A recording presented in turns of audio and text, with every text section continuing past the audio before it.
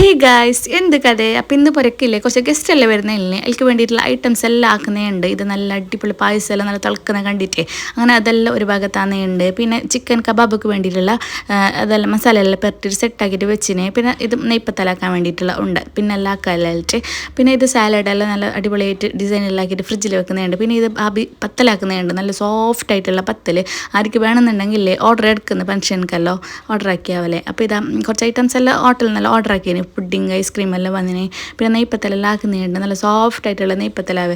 ഇതിൻ്റെ റെസിപ്പി വേണമെന്നുണ്ടെങ്കിൽ കമൻറ്റ് ഇടിയാവാം. പിന്നെ ഒരു ഭാഗത്തിൽ ചിക്കൻ കബാബ് എല്ലാം ഉണ്ട്. പിന്നെ ചിക്കൻ മന്തി ഉണ്ട്, മട്ടൻ മന്തി, അങ്ങനെ എല്ലാം ഓൾമോസ്റ്റ് എല്ലാം സെറ്റാക്കിയിട്ടില്ലേ ടാബെല്ലാം വെച്ചിന്. ഒരു ഫുഡ് കഴിച്ചിട്ട് പിന്നെ ഞങ്ങൾക്ക് ഫുഡ് കഴിക്കാമല്ലേ അങ്ങനെ ഒരെല്ലാം ഫസ്റ്റ് എല്ലാം ഇരുന്നിട്ട് ഫുഡ് കഴിക്കുന്നുണ്ട്. പിന്നെ ഇത് മീൻ്റെ കക്ക നല്ല ടേസ്റ്റ് ഉണ്ടായിന്.